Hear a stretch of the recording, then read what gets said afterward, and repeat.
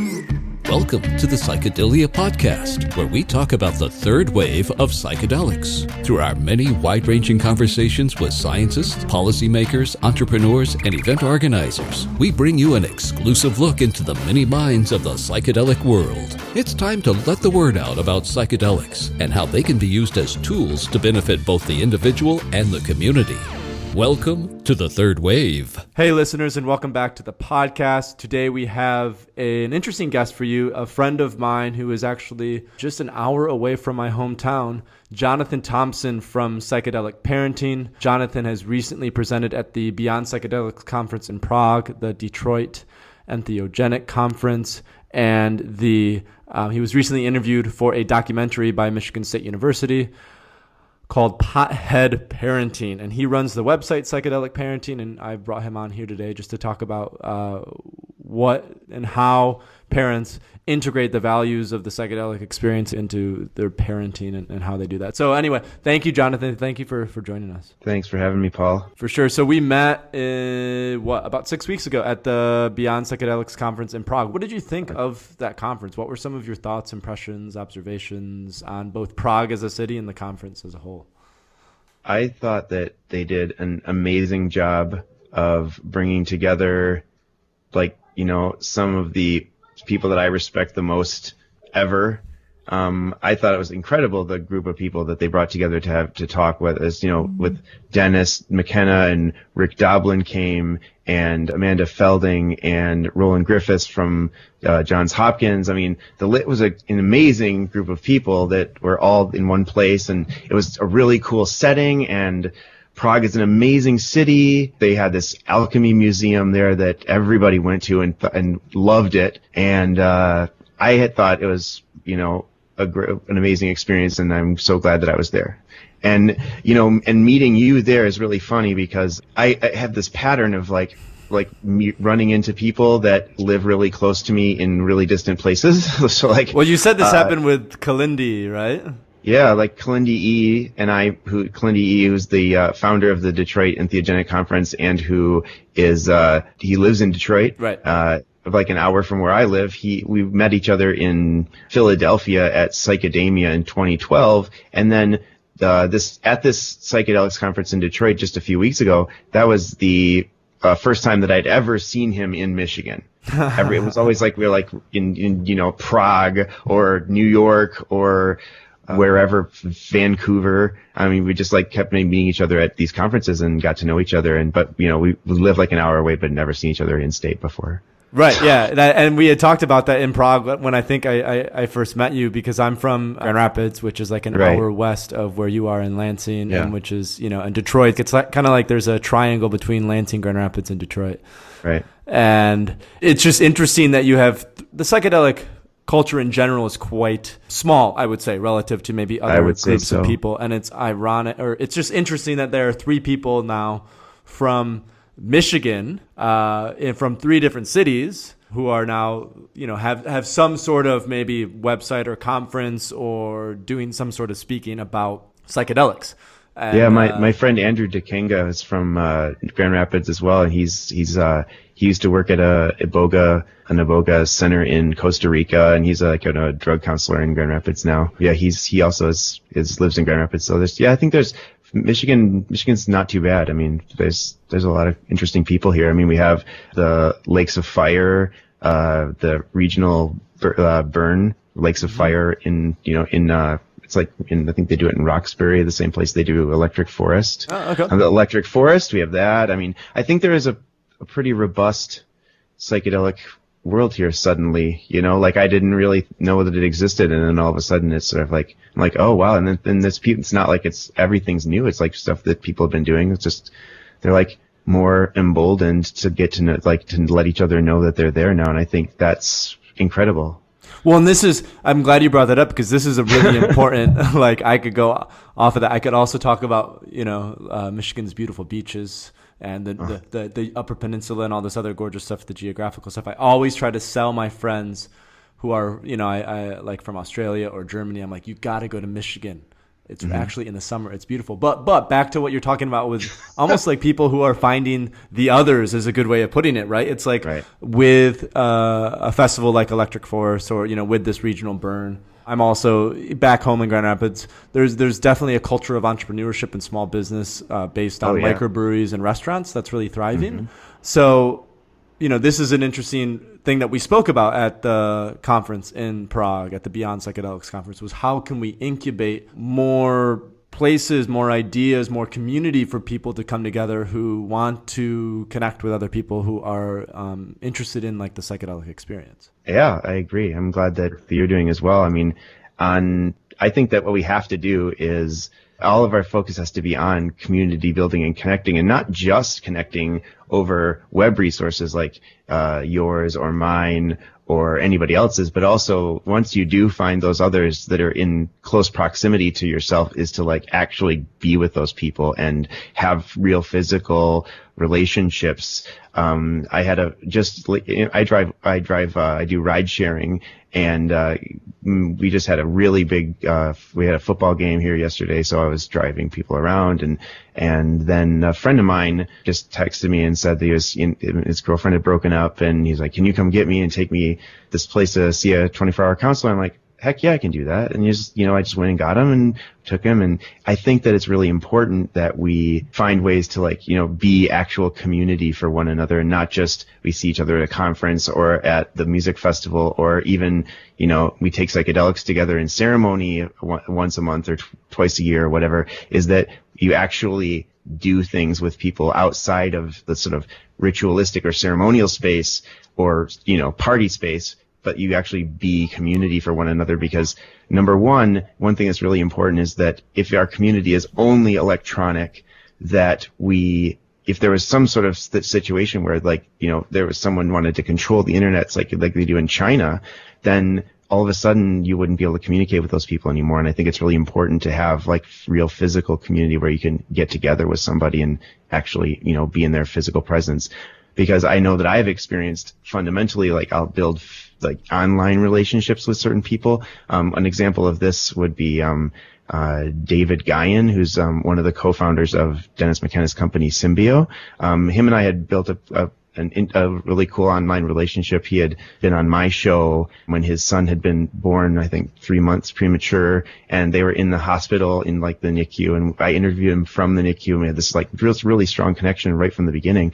And then, it was almost a year, and we met in Prague for the first time, and just being together in person, you were like, yes, I felt like this person is my brother, that there was just so many different things about him that just felt like, yes, I know that this is somebody that I'm meant to be having a relationship with. And, but, actually having that moment of being physically together, we're human beings. We're not used to communicating only over electronics. We have to be able to hug or to make eye contact, or to even, I don't know, maybe it's even biological, you have to be in the presence of their pheromones or their, the way they smell or the way that they see, the way that they move, even that kind of stuff. Actually, this is a real person, and yes, I should be connected to them, or maybe I shouldn't be connected. Sometimes you get around people and you just kind of feel weird. And, but when you're in their physical presence, then you can know who they are in a way that necessarily sometimes you can't from online relationships. And what role do you think, because this is about community building, this is about in-person grassroots community building,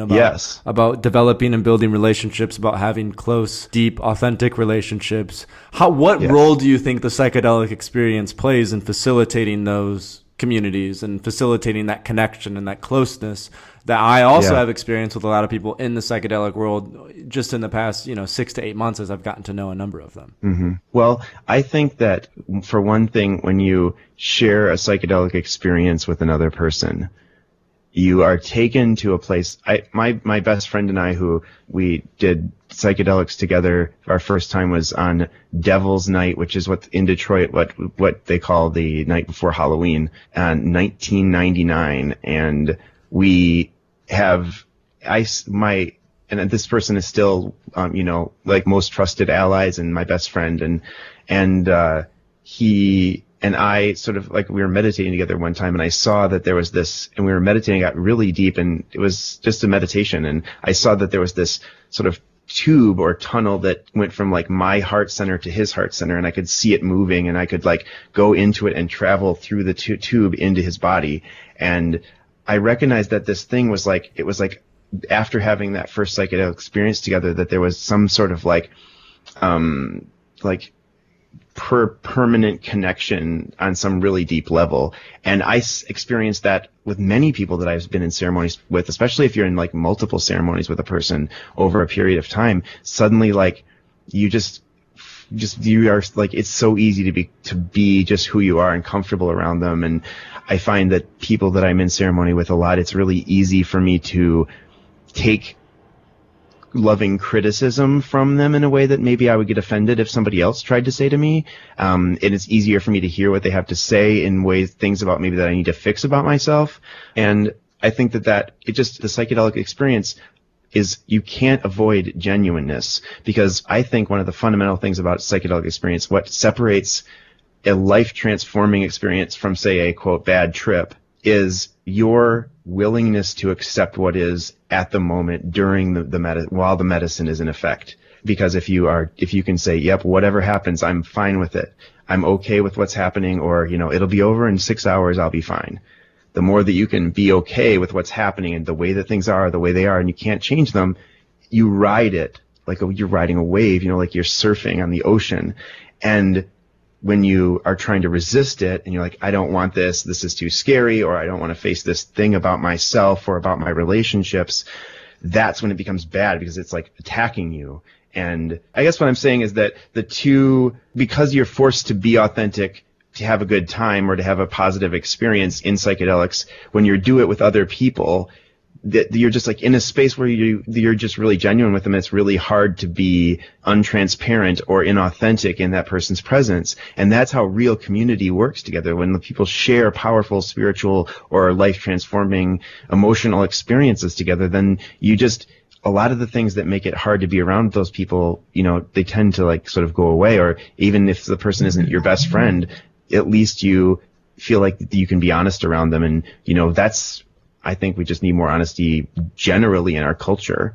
And what role do you? Because I think then we can even bring this conversation to the next level of the ego dissolving properties of psychedelics, and what role that plays in facilitating the open and genuine connection. Because when we get into a lot of, for example, transpersonal psychology, which as far as I know is based on Jungian psychology, some of it, we get into this idea of when the ego drops away, when there are ego dissolving properties within psychedelics, they melt these boundaries, which enable this connection both in a here and now standpoint to other people, but also from an ancestral standpoint that allow us to what Carl Jung referred to as the collective unconscious.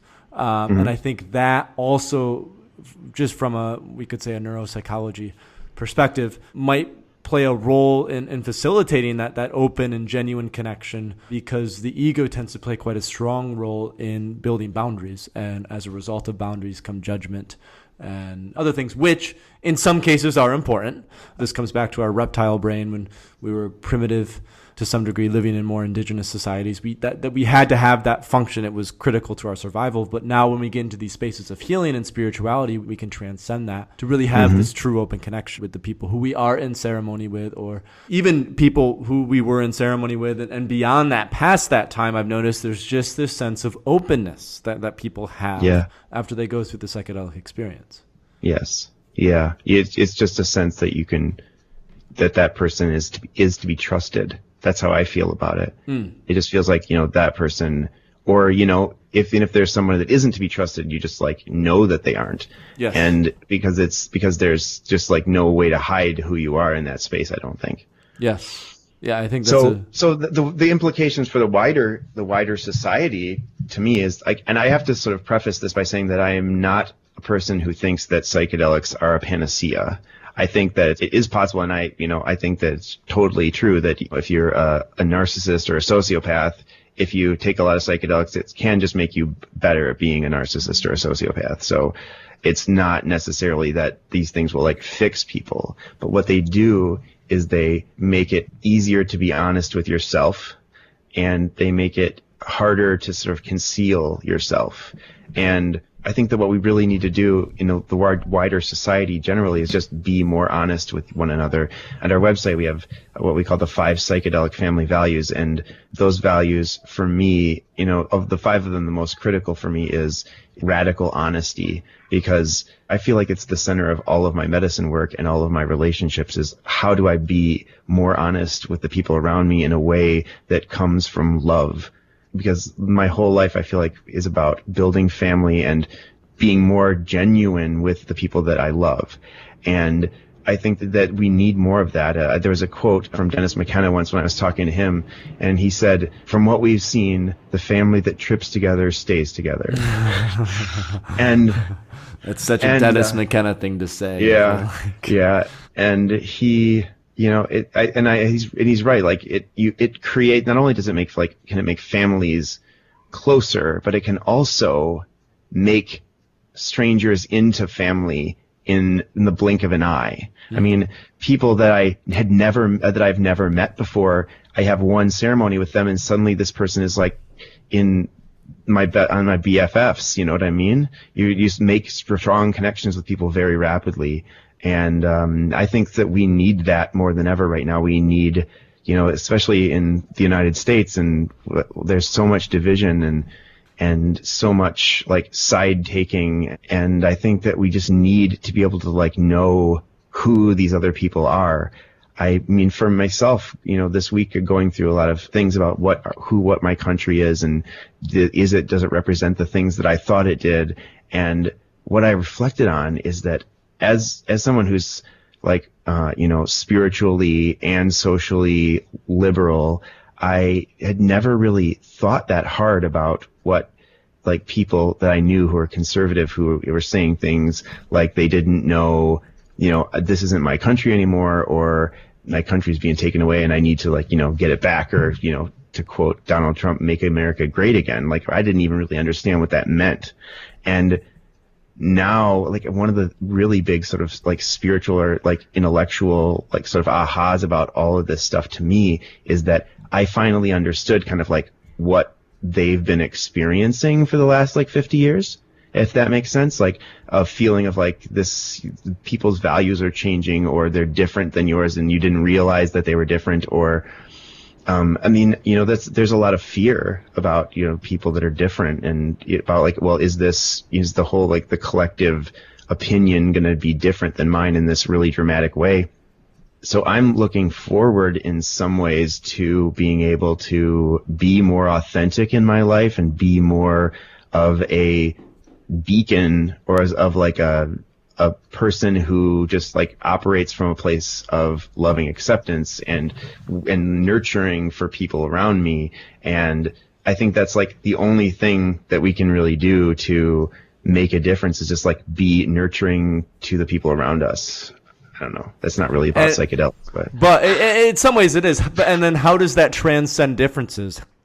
How does that help to transcend differences and cultivate understanding, do you think? Well, I think that at the core of it is there's a realization that whatever God is, or, whatever, I mean, I'd call it God, but other people call it different things.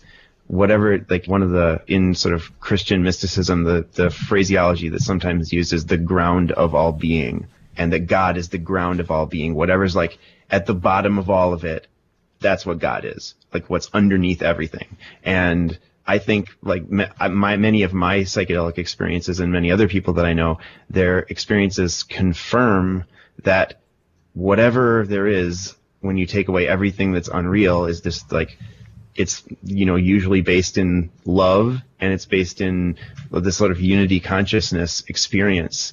And so it's kind of like when you get to the bottom and you realize that you are everyone, and that everyone is you, and that there really isn't a you at all. And this goes back to dissolving the ego, what I just mentioned before, right? When the ego dissolves, it's so much harder to like be in judgment or be angry about other people, because there really is no other.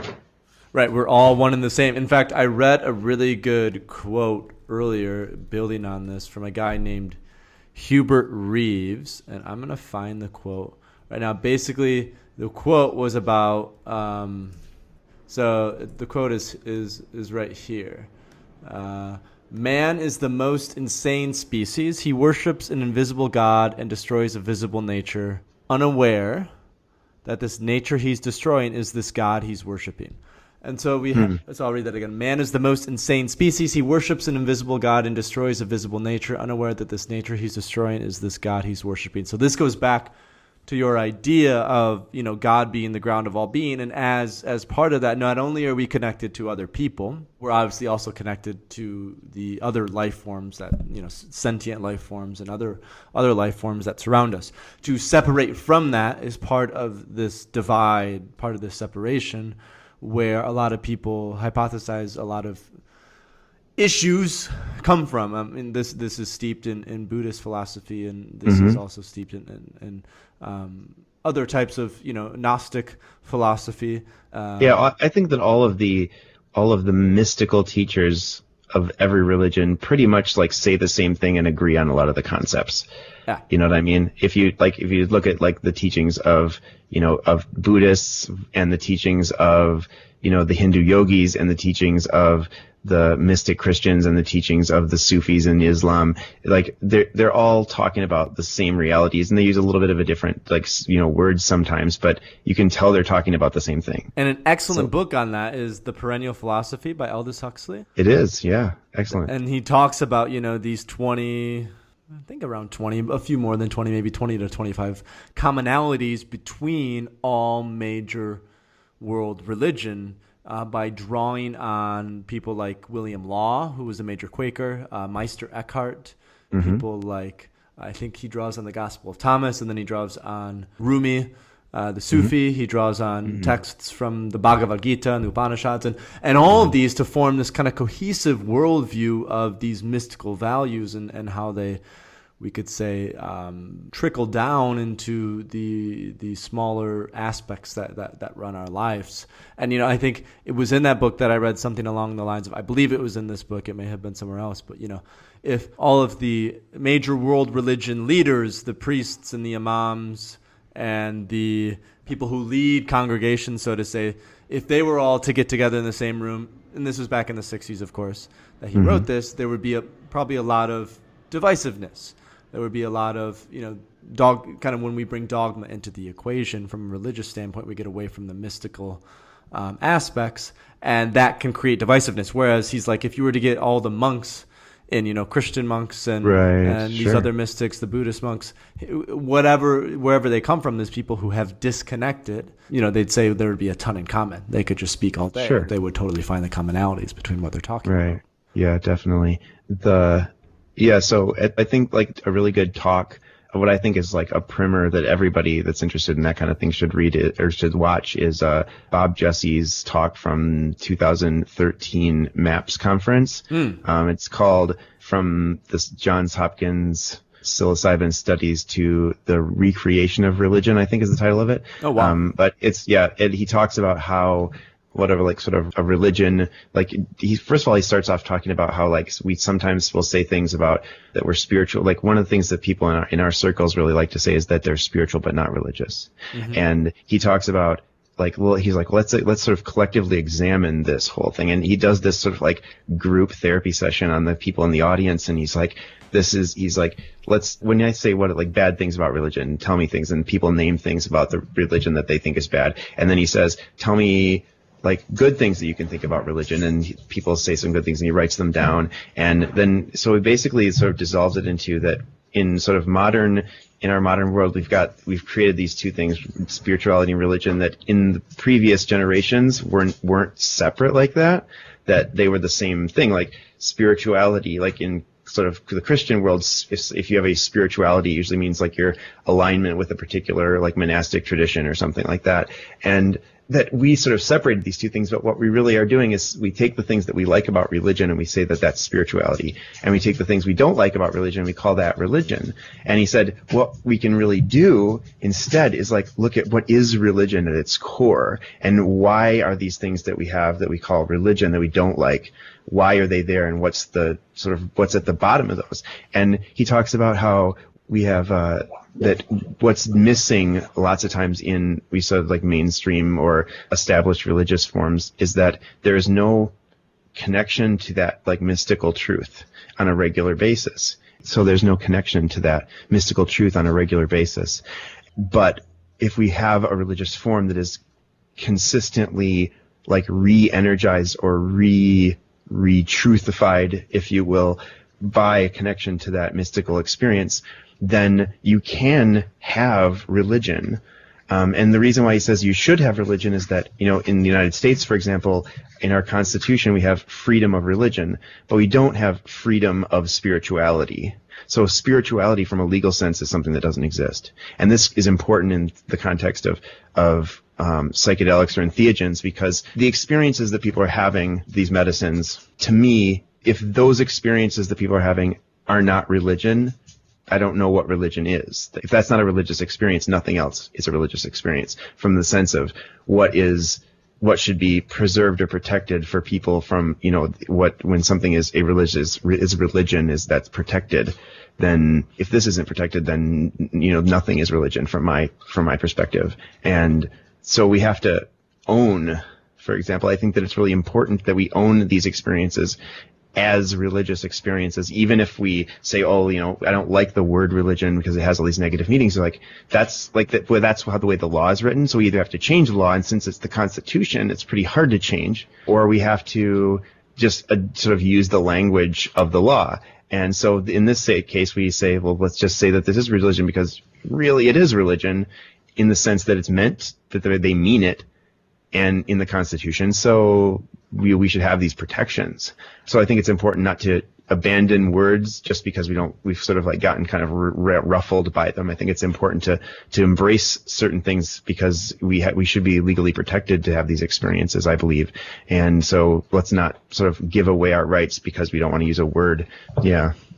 Well, and there to continue on that note, to pick up on that, like there are still, we could say, world religions that do, at least aspects of them or splinters of them or groups of them still do, experiences, ceremonies with entheogens. So you have, the people in Oaxaca, in the state of Oaxaca in Mexico, right, who use mushrooms, and part of the UDV is also using ayahuasca as like right, a sacrament. And the Santo Daime as well. And the Santo Daime as well. And so we have these, and we're building these. Yet, from my perspective, I do see there definitely being this cultural divide between religion and spirituality, in that people's perception of religion is one of dogma. It's one of sheep following. It's one of some of these negative qualities and I think it's because part of that experience is missing, that renewal of the psychedelic experience. Exactly, right. That renewal of the mystical experience. And I mean,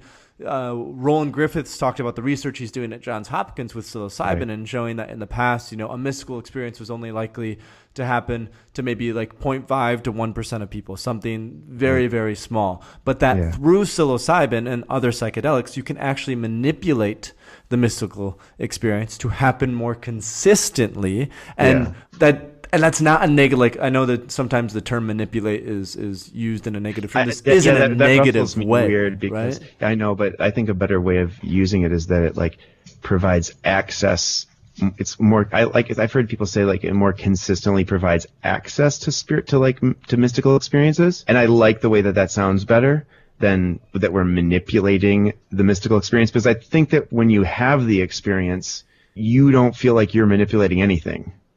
When you have the experience, the thing that you did or that you believed was doing manipulating ceases to exist. At least, so then, to me, it seems more like a better way of talking about it, because I think access to these spaces isn't guaranteed by taking psychedelics. And then we go back to what we were talking about, but what I was talking about before, about that one of the core important qualities to cultivate being your ability to like relax and accept, because if you try to say like, I'm going to manipulate this, then it'll become a negative thing. And when you open yourself to what's happening, that's when like really powerful healing occurs. So I think I like the language of it provides more consistent access versus we're manipulating the mystical, because I don't know, maybe this is just, my thing, but I don't think that we really manipulate that. It's something that's like beyond us.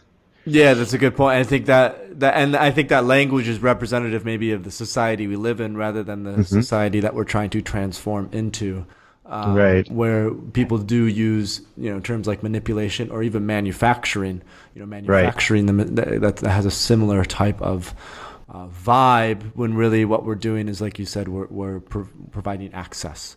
We're opening the doors of perception, so to say, of that experience. And what that does then is it helps us to revisit, this feeling of unity or oneness, on a consistent basis. And so I forget what book I was reading, but he talked about how in most people who are religious today, they've never actually had a mystical experience. They've never had actually any direct experience of connection with God. It's all based on the mind. It's all based on almost like an intellectual understanding, which was encouraged by the Calvinists, but now has, in the way that it's gone to its full extent, has eliminated the ability really to, I think, bring humanity into religion as much as some critical people who are critical of religion would like. Yeah, and the interesting thing about this talk about Jesse's is he sort of swings it around to that dogma is like that. All these negative things about religion are rooted in positive things about like what the experience is like and what it cultivates in us. And it's that when you, like you were saying, when you have access to and continuously revisit, say, go back to the well, if you want to describe it that way, you come and go back to this experience and it reinvigorates all of these different parts of your belief system or your understanding of how the world works, and you are able to sort of like put yourself in check, right? You go back and you kind of get off on a weird thing, and then you have another experience, and you kind of get to go back and say, oh yeah, well, this is where I screwed this up and I did this part wrong. And then next time I'll do it differently, and I'll be more open and I'll be more loving and I'll be more accepting. And so you keep coming back to it. And then, if you start to build a more like calcified something that goes beyond belief into dogma or rigidity, then you get to go back and sort of like soften those things. And then when you have a religion that's based on, say, the experience of one person 10,000 years ago or 2,000 years ago, and you don't have the access to that well, then it's hard to like be authentic or hard to know. I remember an experience that I had. I was talking to a minister, and I was telling him about this really mystical experience that I had one Christmas Eve at a mass in a Catholic church. And I had seen the priest hold the wafer at the end of the consecration, and the wafer had turned into like this searchlight, and it was like sort of passing back like the beacon on a lighthouse, and it was passing back and forth. And as it passed over people's heads, I saw like there's these like spirits or like guardian angels sort of like rise out of their heads and like unfurl their wings, and it was like there was this breeze, and they were being blown back by this light that was coming from this thing at the front. And I was telling this priest about this experience that I had, which was fundamental to me like being Catholic. And he said, well, you probably shouldn't tell people about that because most people aren't going to have that experience, so you don't want to like get them build up their expectations too much. Were you like, fuck, it's game over? I was like, wow, oh, shit. Wow, that's an interesting that's interesting, like. But that's like religion has a hard time with its mystics. It always has had a hard time with its mystics because they can't be controlled. Right. And the heart of that is the fact that like whatever is this ground of all being that we're talking about is, whether it's God or Buddha or nirvana or infinite consciousness or oneness, whatever that thing is, it's, I think Terence McKenna said that reality it's weirder than you could ever imagine. And it's that what's really going on is beyond our ability to put it in a package and understand it and name it and claim it. And so, it's, and the mystics all teach that, that whatever is beyond there is not something that you can really understand. You can experience it and you can be in it and you can dissolve in it, but you can't put it in a box and think that you know what's going on. And I think this almost monopoly on the mystical experience is what encourages dogma in mainstream religions. It's a matter of power, I think. And people saying, I think this is why, for example, when Christianity became the official religion of the Roman Empire somewhere around 330 AD, when Constantine was emperor, he went about doing his absolute best to kill all the Gnostics, who were basically a group of mystical people who still had mystical experiences, went through different types of altered state of consciousness to facilitate this mystical experience, had some differing thoughts from the Bible that was determined at the Council of Nicaea, and for that reason, since they were different, and because of the way in which they were different, they were pretty much eliminated. And this same, what some people term the war on consciousness has been propagated and continued for many, many years. I mean, this is the result of what some people think of the Salem witch trials in the late 17th century in Massachusetts.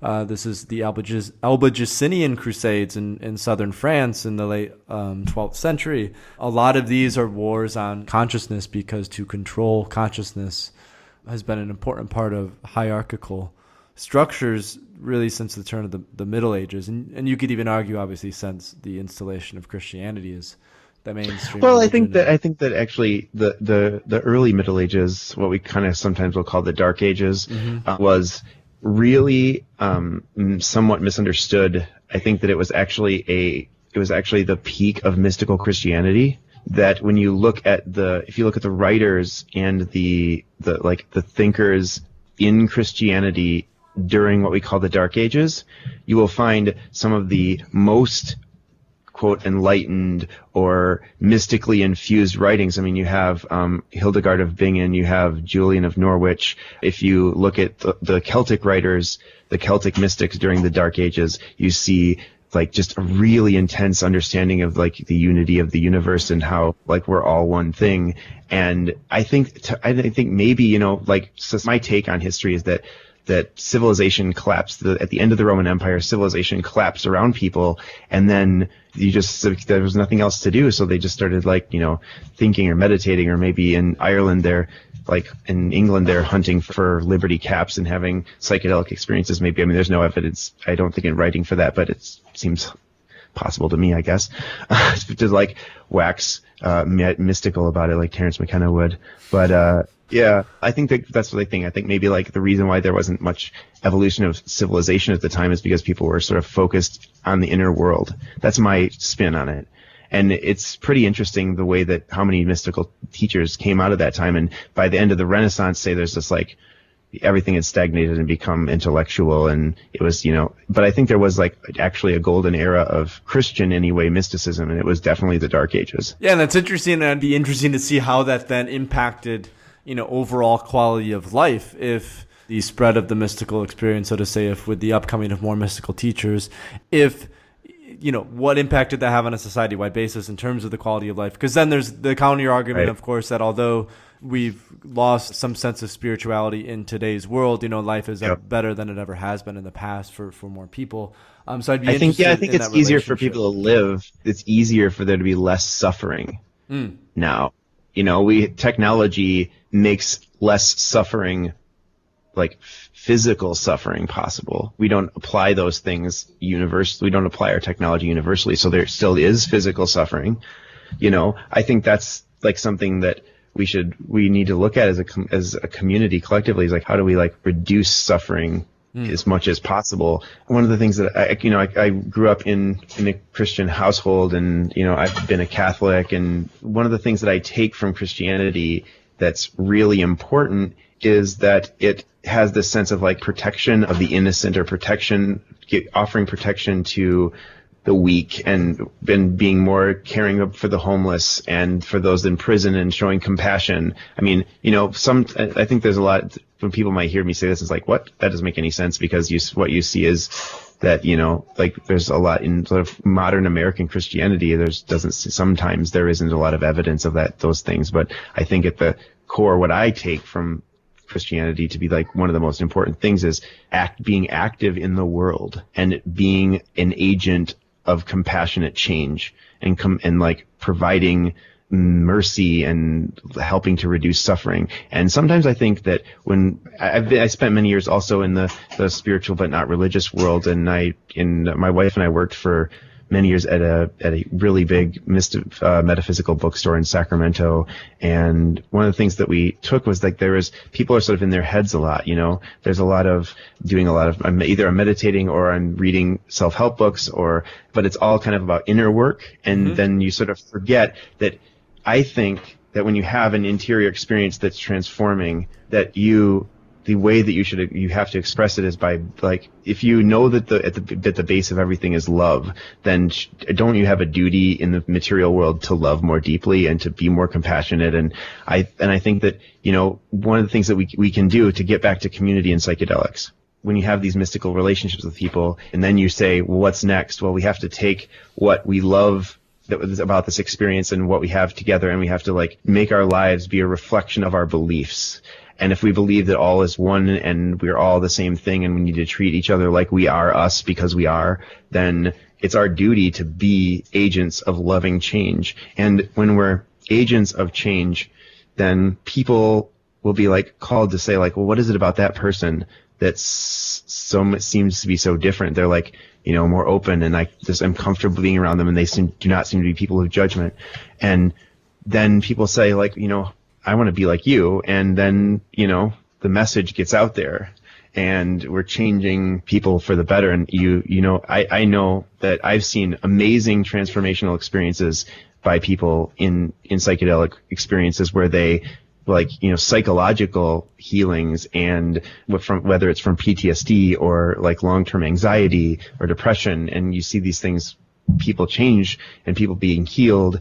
And I can't not be excited about that, and I can't not talk about it, and I can't not tell people, and I can't not be honest in the world, because I need to be honest, and so we build these connections, and then we go out into the world and we say, I need to be more accepting and loving and helpful in the world, so I'm going to, use my resources or use my energy or use my spare time to make my community a better place. And that's what I think we need to keep a hold of that in the psychedelic community, is we can build more community by being members of the community, and, like, and being honest with people about what we do. And maybe you don't want to tell, like, everybody in the community about, the fact that you microdose LSD or that you grow mushrooms and have religious experiences in your home. But especially with family, like, unless one of your family members is somebody that like, hates you, if you tell somebody in your family, I had this experience and it was transformative for me, that person's not going to, like, call the cops and throw you in jail from the most part. And one of the things that Rick Doblin said at his talk at the Horizons conference last year that really stuck with me is he said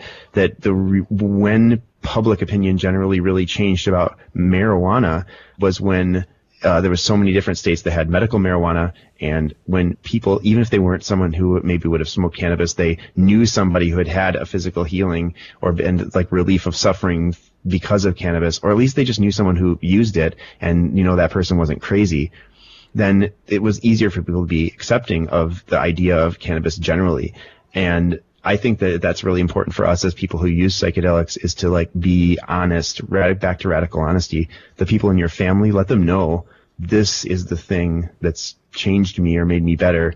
And maybe even if you don't understand it, you're kind of scared of it, just accept that what I'm saying is that, like, this has changed my life for the better. And if you live a life that shows, it's obvious to somebody that you're happier, or it's obvious to them that you're more authentic, or that you're easier to trust, or that you're more willing to help out, that you can show evidence that at least that you're not crazy. I mean, nobody is going to say that I'm, like, father of the year, but, my children are fed, and they are obviously intelligent people, and they're loving, and I think, they make me proud every single day. And I try to just tell my kids every time that I think of it, that I'm really proud of the person that you're becoming, because they're all old enough to, like, have personalities now, and you can see kind of who they might be in 10 years, and you like, when you like the way that it's going, and you're just really proud of that you're able to help these souls come into the world and, maybe make the world a better place, and you see them just, doing cool things and being really smart, and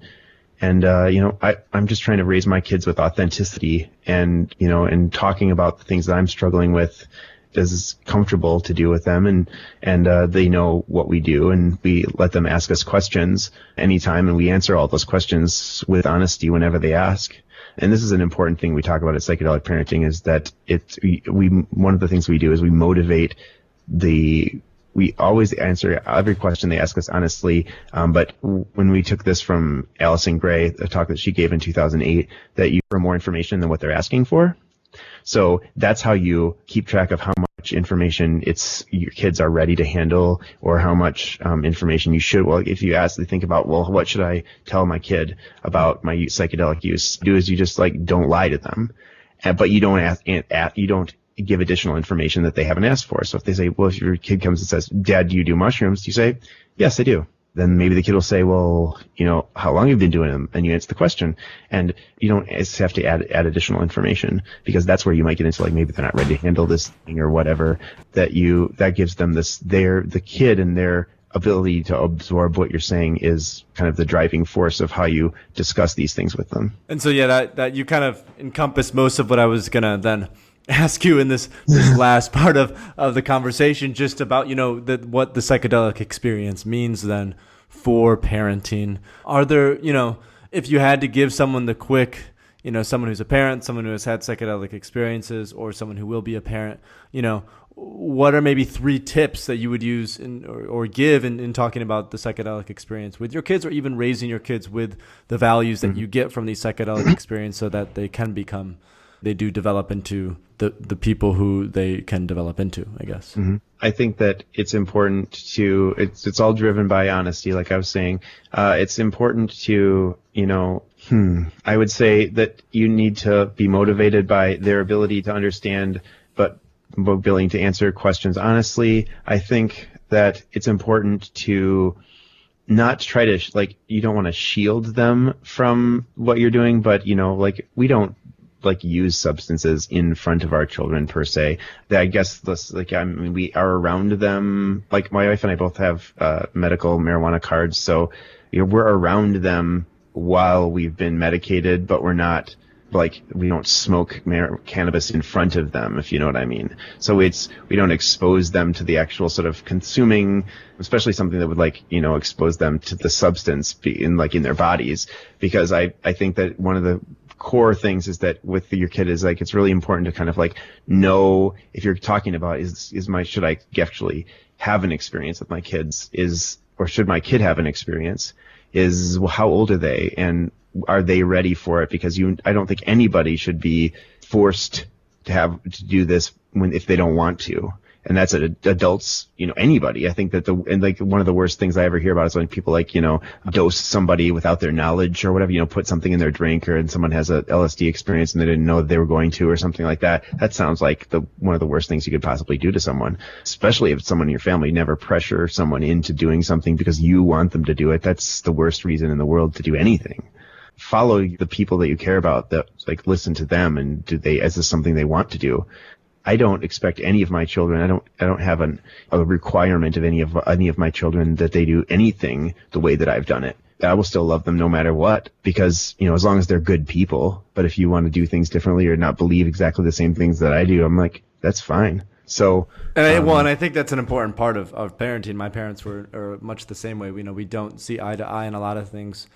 Most recently, psychedelics, though, it's interesting how I've been able to actually talk to them about the experience and talk to them about my use of them. And while there was initially fear and consternation because of various reasons that I won't get into, it's now, again, getting back to the marijuana thing, like Rick Doblin spoke about. It's with the onset of marijuana, medical and now legal marijuana, I draw that similarity between psychedelics and marijuana to explain, a lot of what we were taught about these substances actually aren't true.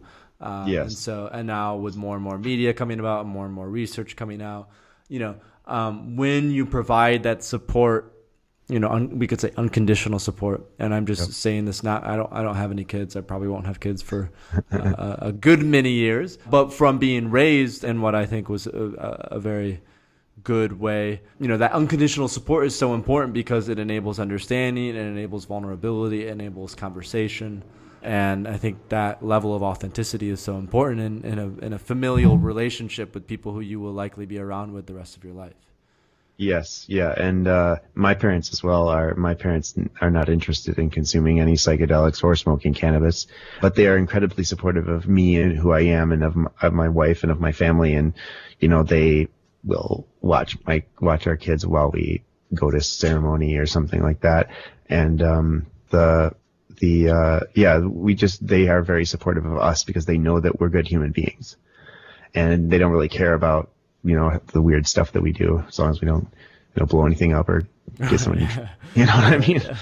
So I think that's a core value of any parent, to be unconditionally loving of your child, no matter what they are, what they decide to do with their lives. And if it's different than what you think you should do, like, it's your duty and job to love them no matter what. Yeah. And I think that and for me and for many people that I know, that psychedelics make doing that more easy. It makes doing that easier. It makes it easier to accept what is. It makes it easier to operate from a place of loving acceptance. And that's something that's really important to be a parent or to be a member of a family. It is. It absolutely is, because families, they go through difficult times, and so having that ability is really, really important.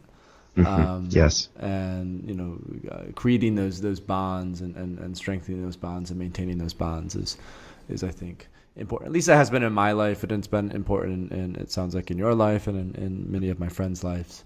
So I think that's interesting. Now, just one more kind of similar question to you, or similar related question for you. What we've been talking about with, especially these last 10 to 15 minutes, about psychedelic parenting, having conversations with our parents or our children or siblings about the psychedelic experience.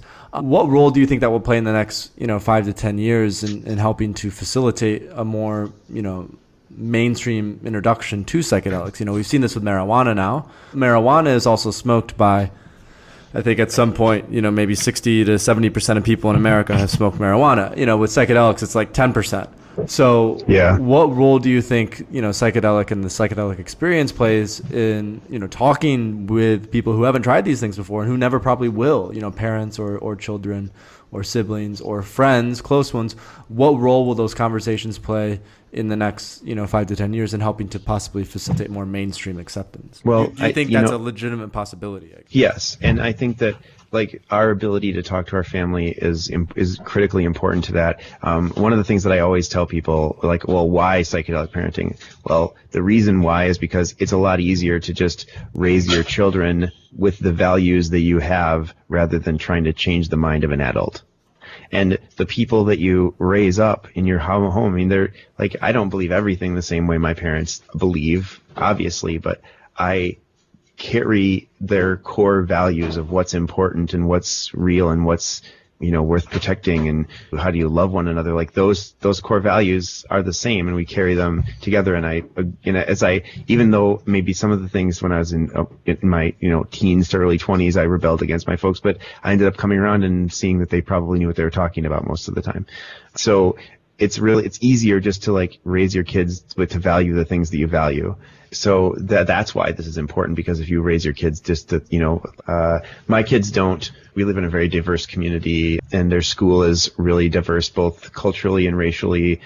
So the idea that we have to even begin to talk about that there's some one sort of skin color would make a difference about who a person was versus another skin color, that stuff isn't really even part of the conversation until we turn to questions about racism and a lot of the questions that this election have brought up for our older kids.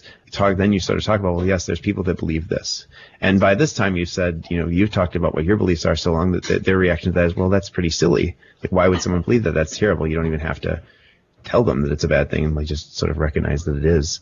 And so raising our children with what we believe is critically important. And I think that has been stunted to some degree by the drug laws in this country, because people have, I know people who have been using, say, cannabis their entire lives and, never once discussed their drug use with any of their children because they were afraid that if they talked to their kids about it and their kid went to DARE, that then the DARE cop would come and take their kids away. So I think that it's important to not be afraid to share what you believe with your kids, even if it involves, chewing on strange plants. And as we raise those kids up, then it'll just be part of what's acceptable in the world. And, then eventually old people either change their minds or, get old, and then the opinion moves with the sort of the wave of culture. And I think that we can have a profound impact. And I think that we shouldn't, if we're progressives in America and we look at the outcome of the election, we shouldn't lose hope, because what we're being given is an opportunity to be more loving even when people don't love us, or to be out there and actually be doing something to reduce suffering in the world, instead of just talking about it or waiting for, say, that well, we don't have to do that because Obama's got it, right? Obama doesn't have it anymore, so it's time for us to do something. Yeah, and this is where family comes into play, and like building resilience in communities comes into play. Exactly, right. And all the things we've spoken about in this podcast come into play. Yeah. So, yeah, I think that's a nice way of kind of wrapping this conversation up in terms of looking forward and looking at the future now. Jonathan, so thank you so much for, first of all, talking with us and discussing these topics. If people want to find you, your website, find you, where should they go? It's www.psychedelicparenting.org. We have a regular podcast. It's available on Podomatic. You can also find it on iTunes. We're also on Google Play. So we're out there. We're on Stitcher. You can listen to the show. We talk with people about their experiences with psychedelics, how it's impacted their parenting. People tell us stories of healing, and sometimes we talk to experts, or we really like to also have people on that are creating new books that are coming out, or resources that you can use to sort of spread your psychedelic mindset into your kids even before they're anywhere near old enough to have an experience. How can you teach them the values that you've brought back from the space? Who has the resources and the tools to make that easier? So we're doing that. We also have a pretty active Facebook presence. So just search for Psychedelic Parenting on Facebook, and you will find our constant stream of good ideas and positive information. Great. So if you are a parent, if you might be a parent, if you're curious about what being a parent might be like, and you are interested in the psychedelic experience and what lessons that might teach for your parenting journey, it sounds like you guys have built a great resource. And so we also have a community calendar on our website, so you can see what events are going on in the psychedelic world, and which ones would be sort of family friendly and that kind of stuff. So that's available as well. Very cool. Well, thanks again. Thanks so much, Jonathan. Thank you, Paul. Thanks for having me on. Thanks for listening to the Psychedelia Podcast with Paul Austin. Want more psychedelic information? Go to our website at thethirdwave.co and register for our email list and newsletter. Also, please consider donating to The Third Wave via our Patreon page. Donations make this podcast possible. Psychedelics have the potential to transform lives. By donating, you enable us to continue to inform people about the benefits of these powerful substances.